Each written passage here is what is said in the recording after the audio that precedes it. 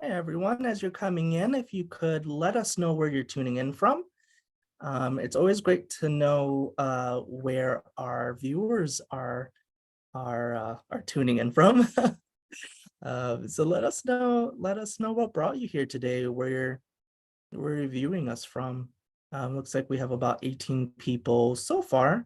Um, and we're expecting a much larger size than that. So we're just gonna wait a minute, probably 30 seconds to a minute.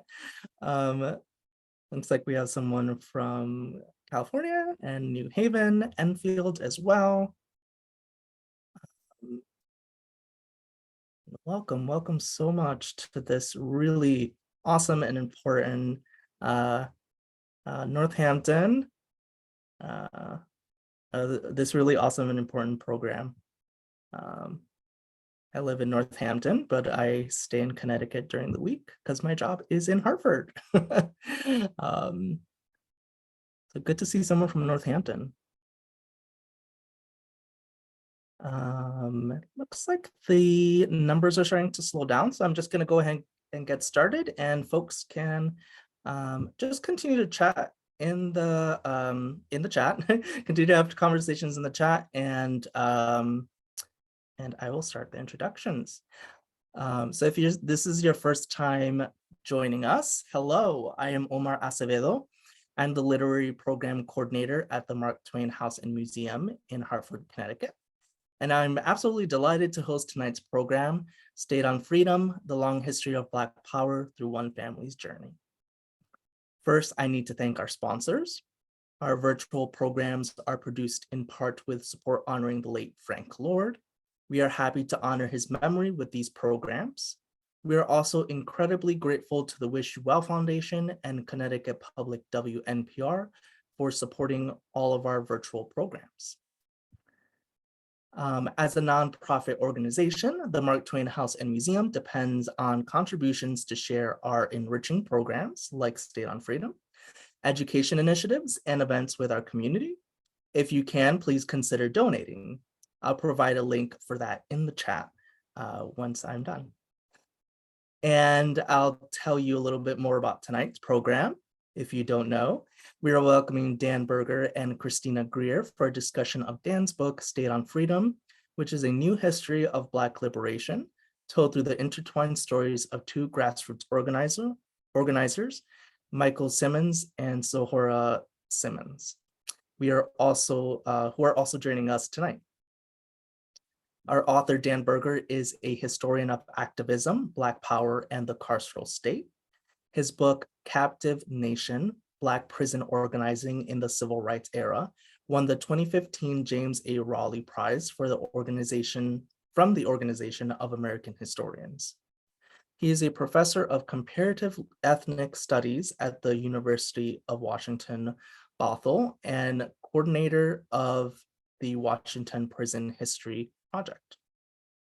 Our moderator, Christina Greer, is an associate professor of political science at Fordham University in their Lincoln Center, Manhattan campus.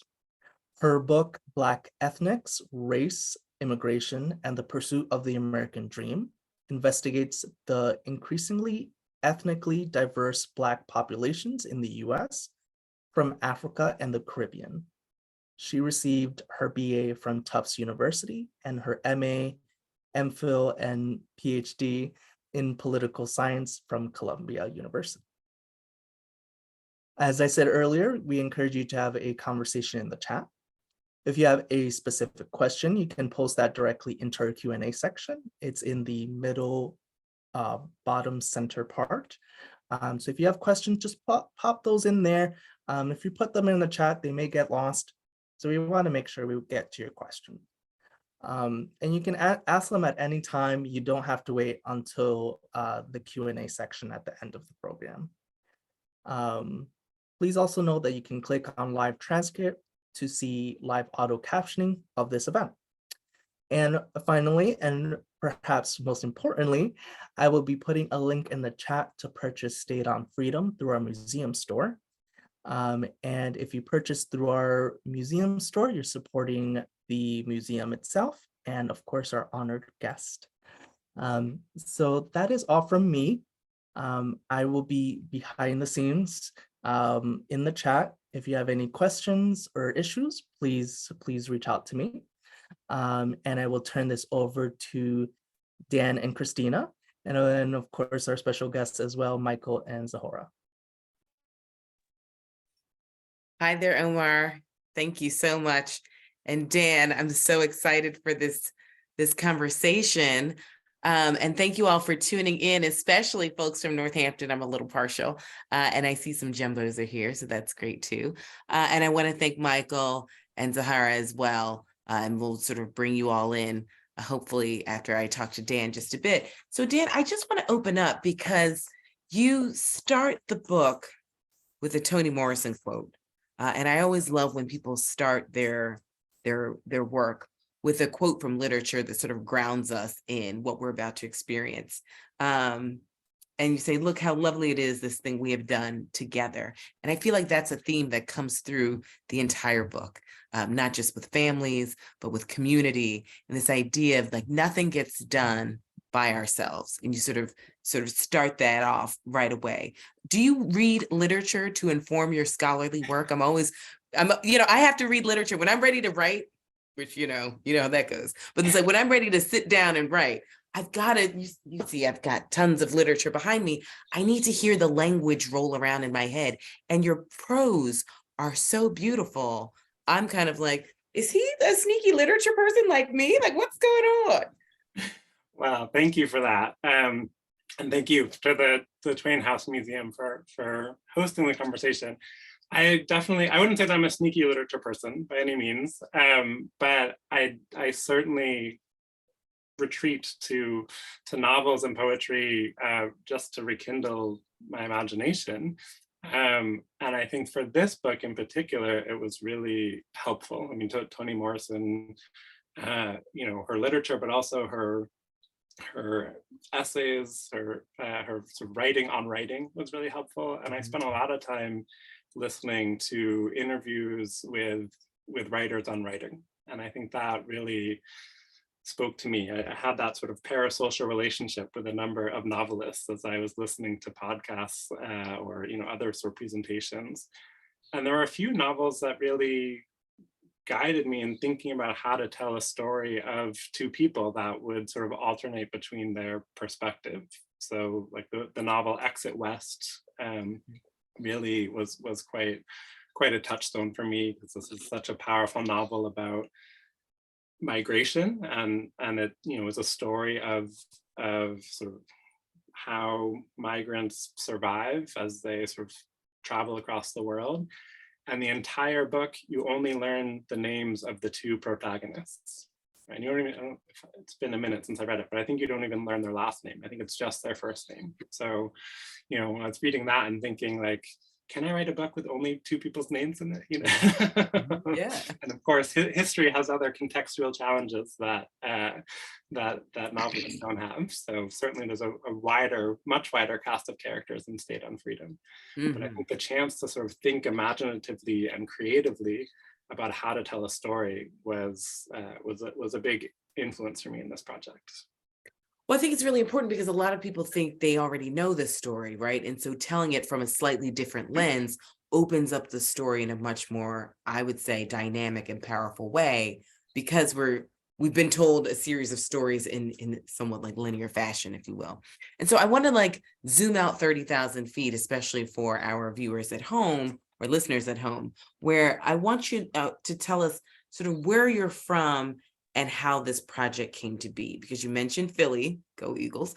And we know that Philadelphia has a long civil rights history. But I want you to tell us your journey and your background and kind of how it led you to the Simmonses.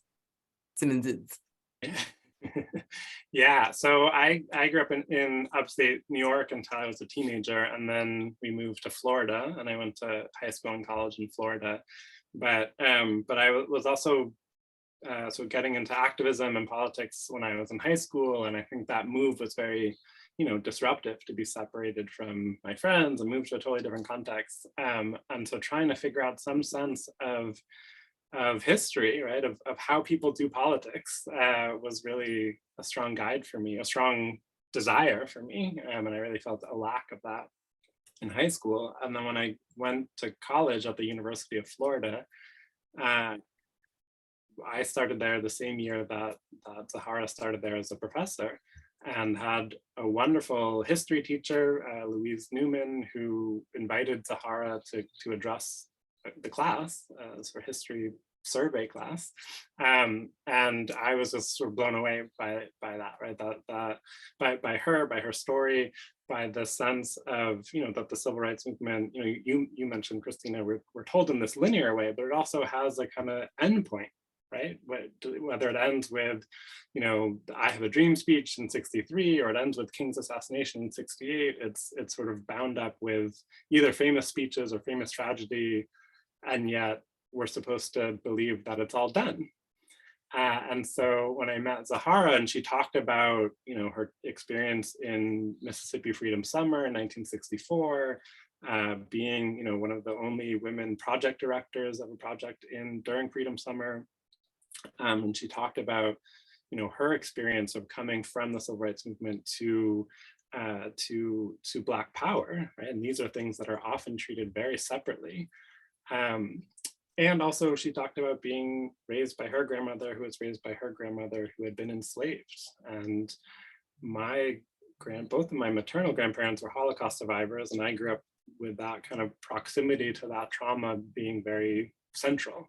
And so to me, it just really spoke to me to have these sort of echoes of history be very present and very connected to the world that we are experiencing.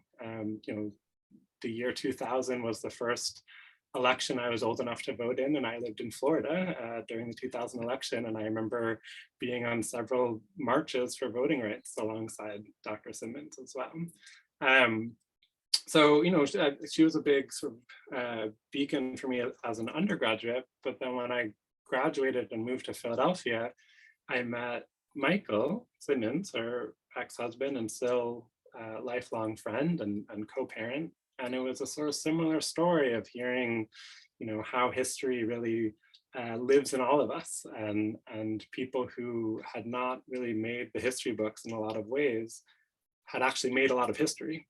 And so I think that story really stuck with me, both for the drama and the specialness of their own story, but also for what it tells us more broadly about how we understand history, or how we ought to understand history, and all the people and all the stories who are left out of that. And so to me, I think it's really important to have, to be able to listen to those voices that don't otherwise stand out in the history books, or don't otherwise make it to the history books. Dan, I'm fascinated by these catalytic moments that happen in our lives that kind of set us on an intellectual path. So like thinking of the 2000 election and how, as a political scientist, many of us are looking back and saying, is that the moment that this Democratic project failed, right? I always tell my students, I'm like, listen, if I were running for the presidency and my sister just happened to be the governor of the state of Florida, and that just happens to be the one state that I need, you don't think that she would move heaven and earth to make sure that these hanging chads go in my direction. So I do think that, that election, not to take it too far off the topic of the book, but I think that there's an undergirding, because there's a quest and a thirst for democracy in this book. And so this idea that the 2000 election, that is your first real election, and everybody remembers their first real election, but the fact that election was somewhat of a disaster, the fact that election, many people still look at as not just an anomaly, but something that really showed us that, we can go around the globe pointing our fingers about, bad behaviors of these, third world countries. But we behaved in some, I would say, buttoned up fashion that's very similar to some of those nations that we go and monitor every 4 years. And then the second piece I want to bring up that, especially for the people who are tuning in tonight, that I really appreciate you saying, is the use of the term enslaved. And I tell my students this all the time, because you mentioned Dr. Simmons's grandmother's grandmother, but a lot of my students casually use the term slave. And I always tell them that the term slave is a noun. It is pen, book, table, chair, slave. That is not actually someone's circumstance. No one is born a slave. They're born enslaved because it has to be a relationship between two people. So these are people who had hopes, dreams, and as we have seen, especially in the book, they had families and lives and visions, right? And desires for a better life. And so I really appreciate you using that term enslaved, because it takes it off of the person who is enslaved and really does make it a two-part relationship of someone who's doing the enslaving. And we can fast forward to the moment that we're in today as we're sort of trying to grapple with America's first egregious sin, if you will. And we're still playing out the effects of it, because I think a lot of folks would say, well, no, the civil rights struggle didn't end in 63 or 68 or 64 and 65 with Voting Rights Act and Civil Rights Act, or Civil Rights Act and Voting Rights Act. And we're still like in the project in different iterations. And so I guess for me, why do you think that there's been this investment to kind of keep civil rights structures in these kind of pillars that are so separate, when, as we've seen, they've kind of intersected and intertwined? I mean, obviously MLK and Malcolm X, are sort of the two big examples, but we do have so many examples of people in the Black Panther Party having this foundation and origin and ethos of working in various civil rights structures, whether it's SNCC or CORE, SCLC, you name it. So why is there a reason why we have intellectually kept them so separate, when we have talked to more and more people over the years and we know that they're not so polarized as they may be talked about? Yeah, I mean, it's so easy to make, to make good guys and bad guys, right? To have these sort of heroic period, and then it needs to be foiled by some villain. And I think, a lot of my search for history was growing up and sort of coming of age in the 1990s, right? The sort of end of history, this sort of era where everything, was supposed to be sort of peachy keen. Everything was sort of done, right? The great struggles were in the past. There is no alternative to US capitalism, or everything that seemed on the up and up. And I remember feeling just generally pretty miserable about the world, right? Mm-hmm. And feeling sort of keenly attuned to various forms of injustice and just alienation. And so I think that's I think I've always been driven by the sense of how could things have been that good if they're now this bad, right? Mm-hmm. And I think it calls on us not only to reconsider who did we say were the sort of villains within the movement, but it also, like, maybe things weren't that good, right? Like maybe that attempt to achieve these kinds of heroic liberal reforms like the Civil Rights Act and Voting Rights Act, which were won after much sacrifice and bloodshed, tremendous heroism, right? But clearly they didn't resolve the fundamental problems of racism and exploitation that are sort of at the heart of the American experiment. And so I think for me it was sort of trying to sort through those things, and I think, I mean, for me it's trying to make sense of it, but I think that's really the origins of the Black Power movement, right? How does a movement keep going after winning what seems like some of its sort of signature legislative priorities, and yet still being confronted with profound, deep institutional resistance to even liberal reform, right? I mean, I think the idea of institutions is key to this conversation, because every institution in this country is based on not just race, but racism. And so this idea that, Black history is American history. So to not understand Black history is to fundamentally not understand this country. So why is it, do you think, that this, I would say, woeful ignorance persists, right? I mean, we know the ethos is that this country, I always say it's like, the brochure is Four Seasons, Ritz-Carlton, but we know that it's like a Howard Johnson at best, right? I mean, we're basically, like North Korea, just creating an origin story that is based on falsehoods, right? I mean, this greatness of the American project, you can't have the greatness of the American project if you have mass genocide and widespread US chattel slavery, where you're enslaving millions of people. So how is it, or why is it, do you think, that this persistence of ignorance is here. And this is a slightly more provocative question. Why do you think that sort of having a non-Black person tell this story is important?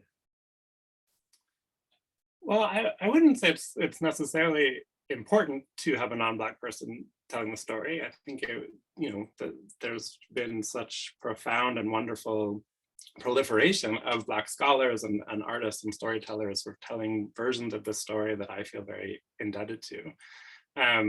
So I don't want to exceptionalize myself as somehow, being very special for telling the story, although I feel very grateful to have the opportunity to tell it. And I think, I think to sort of join your questions together, right, that there's a comfort and an ease in the origin story where everything either was always fine or everything was maybe, things were rough, but now they're fine and we don't have to worry about it, right? I mean, I think there's a very deliberate, sort of seduction to that story. And clearly we keep going through, events and mass movements that show that that's not true, right? That really reveal, the persistence of deep structural inequality.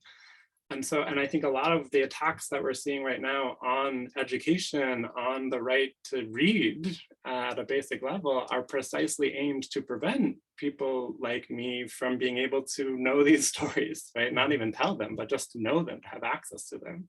And I think, how profound and profoundly multiracial the protests in 2020 were, right? That you had millions of Americans of all backgrounds saying, calling for an end to police violence, rallying behind us, or defund the police as a movement, as a campaign.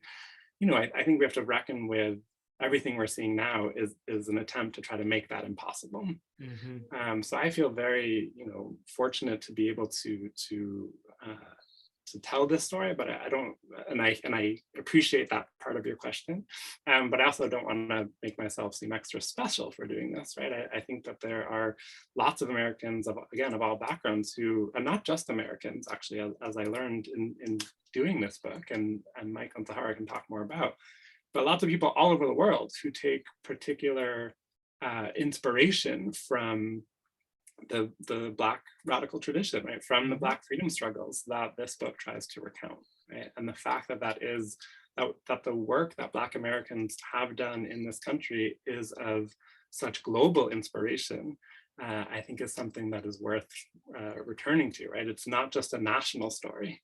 And I think, giving that, it's not just challenging the peachy keen version of the nation that you laid out, but it's also, how do we understand ourselves as citizens of the world, right, and belonging to this larger world that I think the Black freedom struggle has always grappled with.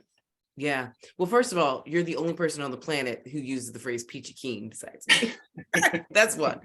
Two, I fundamentally agree. The Black power struggles, we know, were an international movement.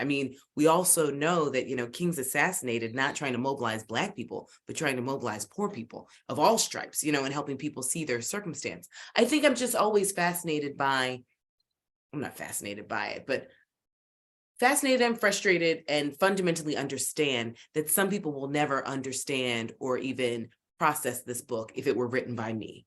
It needs to be written by someone who looks like them. And so in our quest for citizenship, full citizenship as Black people, which we still have not attained, I think that's the piece that, in this moment of awakening that so many people experienced in 2020, the avenue of which they've taken to their awakening oftentimes does not stop by the literature of Black scholars who've laid this foundation. It's sort of translated by people who care deeply about this multiracial conversation that we've been having as a nation for about 400 years. And so I think, I really love the way that you really take apart this siloing of these struggles, because they were interconnected. We know that so much of the Black power struggles in the South, with, the economic freedom work that, say, Fannie Lou Hamer did, is so close to a lot of the work that was done in California with the Black Panther Party, and this idea of, economic uplift, but also like the nourishment literally of our bodies and our children. These are sort of very similar conversations. I guess, how do we get past this idea that these things happened completely separately and really start to link them so that people understand the fights that we're having right now are real continuations? I mean, very clear through lines of the work and the foundation that's been laid by Black people, Black women especially, but Black people from even before the 60s, right? Because we know that the civil rights movement happened way before the 60s and even the 50s. And we can honestly say it's starting in like the 10s and 20s and 30s. Yeah, that's absolutely right. I mean, I think for me, if I can maybe answer that question a little bit sideways, or come at it a little bit sideways, I think I love that. Yeah, is is just thinking this idea, for ease, we often break things into periods, right? The 60s or the civil rights era, but of course people lived beyond that, right?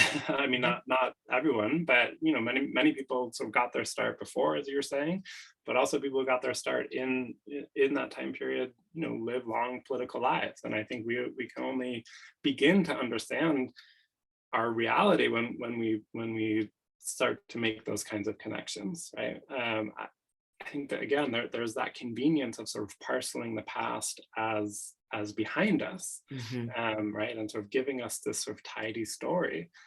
And part of what I wanted to do in this book, right, is to show that it is a constant, not only a constant struggle in the sense of the effort involved, right, but it's a constant evolution, right? It's sort of continuing to ask new questions, and continuing to sort of grow one's sense of belonging in the world, that I think always defines a sort of freedom tradition, right? And I think we could, we could do that story about people who lived and died 100 years ago. I think, what is sort of new and interesting about this book, right, is that it's still unfolding today, and we're fortunate to be joined by the people that the book is about. But I think that sense of always growing our sense of responsibility in the world, growing our awareness of our place in the world, helps us make these kinds of connections that are otherwise, presented as severed or presented as distinct. That Toni Morrison quote you referenced in the beginning, right, is reference not only to the two people that the book is about, but the sense of the many movements and campaigns that are present in the book that are so often live in different books, right, in different sections of the library. Right. So, so let's talk a little bit about that writing process, because you're doing some heavy lifting. I mean, you're going to different parts physically of the library, but also what's the challenge when you're working with subjects who are still with us? I mean, that seems just a little bit of pressure, right? You want to get the story right. Because a lot of times, people say, the archives speak to you. It's like, yeah, they do, but they don't, right? So, how is this project a little different from things that you've done in the past, where you don't actually have someone who is a living resource for you, and you actually are straddling so many different, not just time periods, but real key elements to the foundation of trying to chip away at making an American democracy? Yeah, well, thanks for that. I mean, I think there's an interesting challenge to it, right? But in some ways it was, the book is a blend of deep archival work, but also many, many, many hours of oral history, and sort of trying to square those things together. And it's amazing what Michael and Zoharah remembered about, what they were doing when and where. And I think I was sort of going back and forth, right, of sort of using their memories as a guide to the archive, but also using the archive as a prompt and guide to their memories. I had there was a moment I really remember of being in the American Friends Service Committee archive and texting Zoharah something, finding something in the archive that was a different year than what she had remembered. And just sort of imagining, I don't know, someone writing about Harriet Tubman getting to like text them and be like, oh, Harriet, like look what I found about you, right? You know, I mean, doesn't like the ability to like engage with the archive and with sources and to sort of put those things in conversation much more vividly than, you know, friends of mine who work on the 19th century, for instance. You know, there were certainly times when it felt like a burden in the sense of trying to hold it all, but mostly it was a gift to be able to have that iterative process, right? And to have the archive be able to guide ongoing conversations, and ongoing conversations help point me to different facets of the archive. And just to have, you know, these names and these stories and these places that often elude, right, that are there in the archive, but don't often rise to the surface. Right? Before I bring in Dr. Simmons and Mr. Simmons, because I definitely want to bring their voices in, but there are a few other quick questions I had that I was just dying to know. Because looking at the subtitles of the books, parts 1, 2, and 3, you're clearly a music lover of some sort, or you're nodding to the music. So for those of you who haven't picked up the book just yet, part 1, lift every voice. Part 2, say it loud. I was like, okay. And then part 3, the key of life. How much does music factor into your scholarship, or is it just for this book that you felt like these titles needed to serve as like a beacon for us to know where we're going? Yeah, well, and I'll say it's not just the part titles, but it's the preface, Everyday People, comes from Sly and the Family Stone.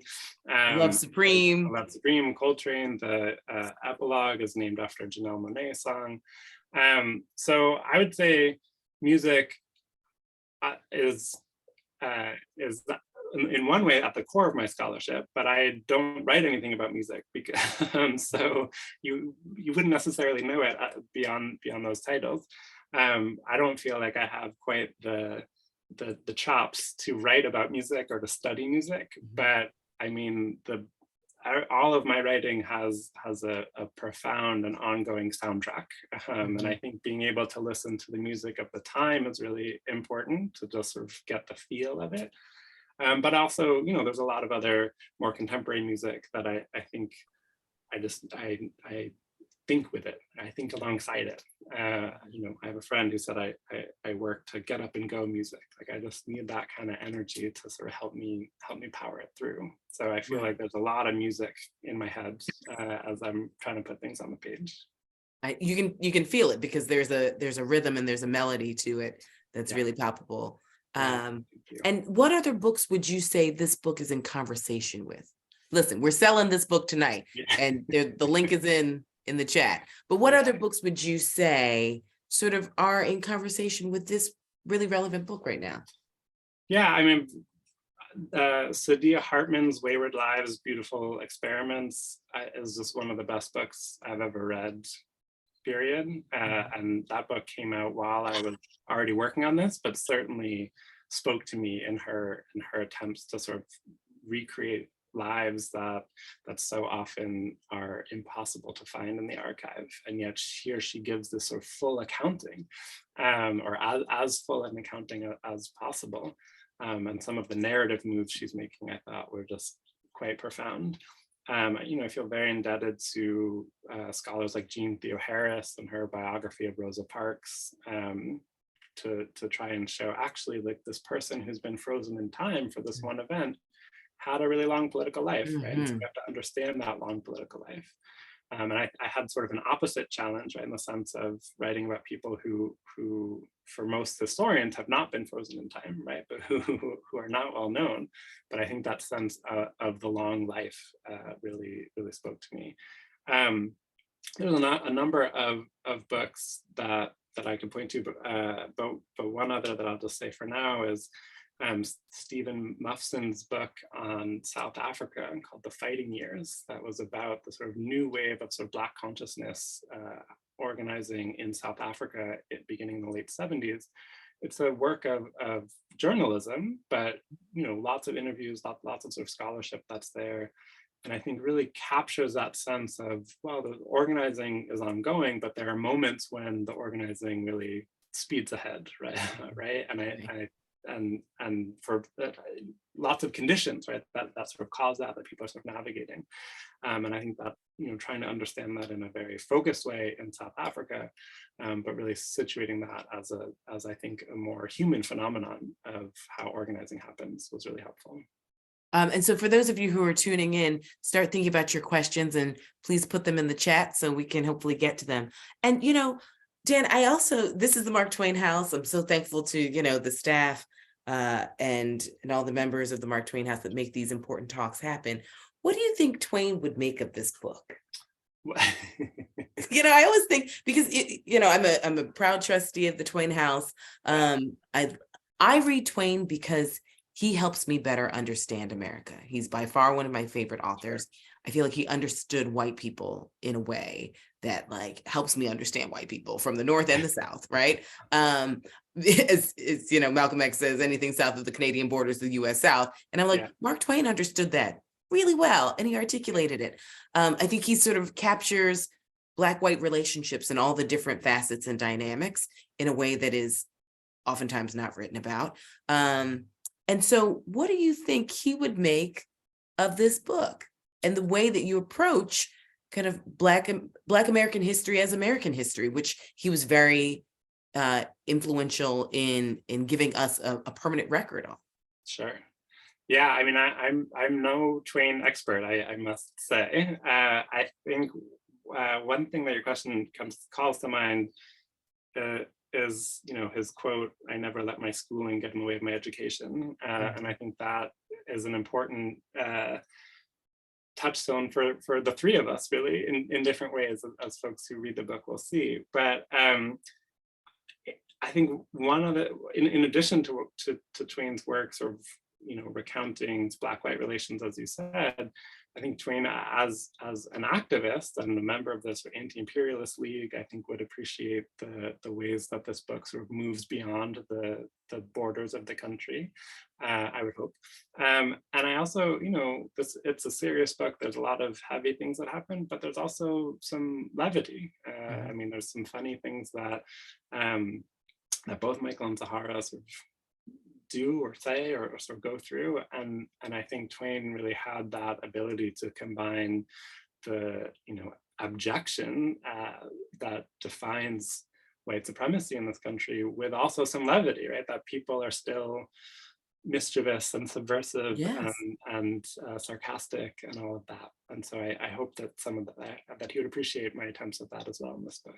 Yeah, well, I mean, I think you succeeded, but it's one of those things where this movement about Black joy is, obviously, and Black rest, which I subscribe to, and napping. But this idea that Black people don't wake up every day like life is terrible, I'm just oppressed by the institutions. It's like, no. We have parties, we have families, we have a lot of laughter, actually, to get through this permanent circumstance that we wake up every day to work toward dismantling. But it's like, there can be fun and levity and joy and community in doing so. And that's another reason why it was important for me to sort of name music in the architecture of the book, because I didn't have enough time to get into some of the parties, but I mean, so some of them are there, right? But I think to just try to understand that music was always in the background, right? Not just for me as an author, but for them as their protagonists. That a lot the origins of Black Power and SNCC's first statement on Black Power came from lots of long night conversations after, with people hanging out, listening to music and having a good time, right? And so I think that piece of protest or organizing is so easy to overlook, but is so essential. It is essential. If there's one person, if you had a magic wish that I could grant right now, one person who you would hope would read this book, who would it be? I don't think I can answer that question. I think for me, so much of this book was trying to get away from singular versions of history. Right? And obviously, the book is a refuting a sort of great man version of history, but I think just that sense of look at how beautiful this thing is that we have done together. Like, I think it is about together. So, you know, as an author, obviously I would want everyone to read the book. But I think more than that, just as a person who cares about the world that we make and live in together, I wouldn't put that on anybody, you know. Like, there's not one person that I think their lives would be sort of uniquely transformed or who would do something different to the book relative to a million other people. Okay, that's fair. I have some people that I want to revisit, but we'll save that for offline. And then before I bring in Dr. Simmons and Mr. Simmons, you know, I want to hear their perspectives. But just as I bring them in, I guess this is a great time to bring in Dr. Simmons and Mr. Simmons. As you answer this question, Dan, and I'd like to hear from them as well. Why is this book relevant right now in this particular moment? Because we're in a very unique moment that feels very different, but also very similar to moments that we've been in the past. So why do you think that it's relevant in this moment? And then I'll bring in our guest. Yeah, I would just say that I think there's so much about living through really hard moments in history where the urgency and the fear and maybe even the sort of desperation can be overwhelming. And I think being able to sort of understand that as in a longer arc, and understand that people, you know, we haven't been in this exact place before, but we've been in places resembling this place before, and that people, you know, live to fight another day and sort of figured things out to keep going. I think that's a really important element of the book for me, and sort of writing this, you know, so much of this under very difficult conditions of, you know, my son being virtually, you know, doing virtual school and how difficult that was, and just to know, like, you know, that this too shall pass, and what comes on the other side of it is, you know, not totally up to us, but it is up to us as well. Well, thank you so much, Dan. I'm gonna bring in our guests. Thank you all for joining us. Dr. Simmons, Mr. Simmons, can you all tell us what this book means to you right now, to read it and see your stories and your hard work and your sacrifices and your joy and levity on a page? Zoharah, go, please. Well, first of all, thank you for inviting us to join you this evening. And I am so busy still organizing that I haven't had a chance to read the book.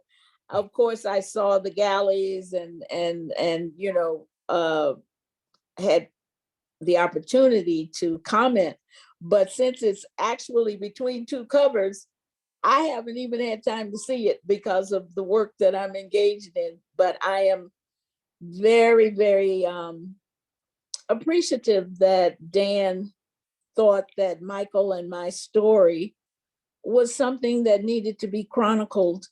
And of course, I am very interested in our younger organizers who are out there struggling with the same things that Michael and I have been struggling with for 60 years, that they read it and that they learn that this is a long distance struggle, and that one has to find ways of continuing and not letting it kill you, not letting it depress you to the point that you cannot work. So for me, it's the younger organizers that I want to read our story, and I'm happy to be alive to be in conversation with them about it. Yeah, because oftentimes it feels as though sometimes younger organizers want to recreate the wheel. And it's like, but you have gems right here who could actually help you avoid some of the pitfalls or strategies that maybe we need to adopt and adapt to be a little bit more successful. What about you, Mr. Simmons? Well, one, I'd like to thank you for this opportunity, but very similar to Zoharah, that I really would hope that younger people who are looking for a way to ground themselves and struggle will find some inspiration in this book. You might note that in the beginning of the book, and that my sojourn in Philadelphia, to just finding books and people to talk with was a very difficult process back then, and now it's much easier than it was. But even with that I would hope that people understand the difficulty of organizing oppressed people, that there's nothing harder to do, because people find a way to accommodate their oppression. And then you come along and they say, well, it's bad, but I don't know what will happen if I do what you're suggesting. And being able to show that that there is another way, at the same time recognizing that there's never a guarantee of success, and that it's a constant long or distance run. And I hope that this book gives people a sense that, look, as I always tell folks, you're going to hear no more than you hear yes. You're going to fail more than you succeed. But then things happen. So nobody had ever heard of Ferguson, for an example. You would have thought that the movement around police brutality and oppression would be in New York or Philadelphia. And here it is in a place called Ferguson. Similarly, George Floyd. So that I think that like what that book shows is that you must keep struggling. Right. And at some point, a way will be opened. Well, I think, this is what I hear from young people, especially, they're not used to the long distance run, right? And what you all have said and continuously say, and people who've sacrificed a lot for us to get to this moment have said it's a continuation. And we know that in this country, it's a long struggle. And so someone put in the chat as one of our questions, as we face this anti-Blackness, consistent anti-Blackness, right? In 2023, from people such as Florida Governor, and funny, Dan, that's actually who I was thinking of who needs to read this book. But this is for Mr. Simmons and Dr. Simmons. What are some strategies? It's one of the questions from the audience. What are some strategies that we can use to address his laws? Because when you all were knee deep in these struggles, these are the same types of tactics that we saw from politicians and on the electoral politics side. So what do you tell people who want to make change, but are just also feeling really beaten down by this moment that we're in the 21st century, after all the fights that we've had in the 20th century? Zoharah, you want to? Oh, well, first of all, and I'm down here in Red Land, Florida, and the governor who aspires to out Trump and to be the next president, as you well know, is doing everything to reverse what Michael and our comrades have worked on for all these years. Now, one big difference, of course, is that we have African-American studies programs all over the country, and we have African-American studies teachers. And so, it's not like it was when Mike and I were fighting to get one of the first African-American studies programs in this country, Mike certainly more than me, at Temple University. I mean, people are not going to lay down. I mean, I've had a number of students, because I taught African-American studies at UF, reaching out to me saying, Dr. Simmons, what we gonna do? We're not letting this happen. So, we're really in a different place. And so we're gonna fight. That's where we are. I mean, and this is not, we're not gonna let him win. So that's number one. And I think that in terms of voting rights, when I was in Mississippi and Mike was in Arkansas, I mean, these people would shoot you in the head for trying to register to vote. I mean, now people are not going to take this kind of stuff. So we're in a better shape, even though the right wing is trying to move us back. It's not going to happen. And I'm clear about that. And that's what I tell all the young people that I interact with. We're not letting this happen. Mm-hmm. So let's just gird up our loins and get ready. That's right.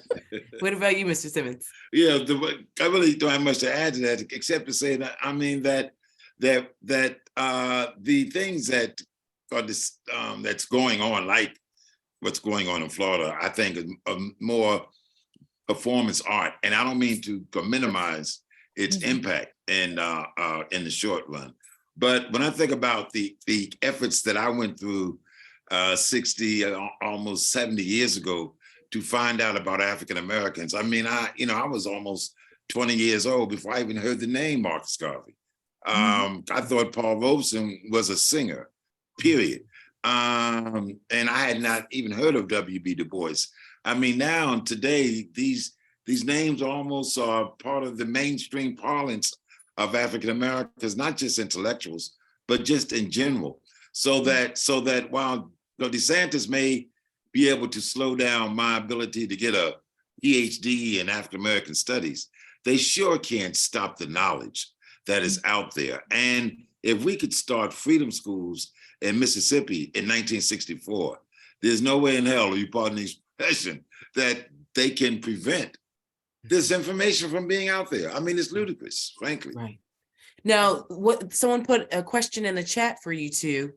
Do you believe that activism is primarily reactive to events, or is there an overall forward-looking movement as well? I think it's both, and it depends on time and a situation. I mean, one thing I do want to say though in relationship to that is, that I think that we need to recognize that each generation will come up with tactics that the previous generation thinks are absurd. I mean, if you think about the 60s and you say to some older African Americans of that period, well, we're going to get on a bus and we're going to ride into Mississippi in an integrated fashion. Well, people would have thought you out of your mind. Similarly with the sit-ins, and so that I speak humbly to young people, because I mean that like I have never posted on Twitter, and I'm not bragging about that. I'm just talking about my shortcomings. I barely post on Instagram. There's so many things of technology I'm not aware of that young people use as weapons today that I don't even know how to use. So that I just think that like there is a symbiotic relationship between those of us who have been doing this for a long time and younger people, and those of us been doing it for a long time should not retard creativity that we're not sophisticated in. That people need to refer to us, glean from us, but continue to pave new ways. I mean, I always find the organizing strategies of young people using social media, as Dan referenced earlier, I would say the uprisings in 2020 and the ways that people got together oftentimes were due to social media to sort of organize in ways that we'd never seen before. What about you, Dr. Simmons? Well, I'm in total agreement, and I'm happy to say that as a founding member of the National Council of Elders and as a member of the SNCC Legacy Project, we are working closely with young people from here in Florida, the Dream Defenders, Black Lives Matter. We are learning from them as well as sharing the knowledge that we've gained over these 40, 50, 60 years with them. And it's a wonderful intergenerational exchange. And I think one of the things that we really, in NCOE and the SNCC Legacy Project, the fact that we're still here and that we're still on the battlefield, as we used to say, gives them a sense of that this is a long distance struggle, that you have to pace yourself, you have to develop your strategies, and you have to, one of the things about us in SNCC, we could fight over ideological issues like mad, but there was a certain love that we had for one another. And a certain, we called ourselves, using sexist language back then, that we were a band of brothers and a circle of trust. Later, we said a band of brothers and sisters, but it's very important for young people to understand that they have to love each other. They have to love the communities that they're organizing. And that was one of the things that so attracted me to SNCC, was the love for the local people who were both our leaders and followers. And so we have to have the same thing today that we had then. Mm-hmm. Well, I'm going to bring in Omar as we come to a close, but I also just want to, as we close out, Dan, I want to thank you for writing this important book and joining us at the Mark Twain House. Dr. Simmons and Mr. Simmons, I really want to thank you all, not just for the work that you have done, but for the work that you continue to do, since you all are obviously the embodiment of, showing us a way to sort of keep working on this long distance run to make our country, and obviously, as Dan mentioned, this international project of solidarity and equality a reality. And so on behalf of the Mark Twain House and obviously all the staff members who put these talks together, I want to thank people for tuning in. I want to thank Dan for writing this important book. There's a link in the chat so you can purchase State on Freedom, The Long History of Black Power Through One Family's Journey. And I want to thank you two, Dr. Simmons and Mr. Simmons, for sharing your stories and trusting Dan with your story so he could put it together so beautifully for all of us to learn from, especially in this particular moment in our nation's history. So Omar, I'll turn it over to you. Thank you. Thank you so much, Christina. Thank you to you for moderating, and thank you so much, Dan, for being our guest, and for Michael and Zoharah to be here as well. It's so wonderful to hear your stories and look forward to reading about it. Yeah, if you want to buy Dan's book, you can do so through our museum store. I put links in the chat, but you can also go on our website, click on shop, and then event books, and it'll be right there for you. And you can also you can join us for future free virtual programs. We're going to have Sync with Joseph Earl Thomas on February 28th, and he's written a memoir about growing up in a difficult environment and finding peace and kinship in as being a Black geek. So that will be a really awesome program. And we also have Wild, Beautiful, and Free with Sophronia Scott on March 7th. That will be another awesome program. And if you're in the area, we'll also have an in-person program with Roberto Lopez, Dispatches from Puerto Nowhere. And he'll be talking about assimilating or not assimilating, for those of us who are Puerto Rican, into the American mainstream. So yeah, join us for one of those programs or many more on our website.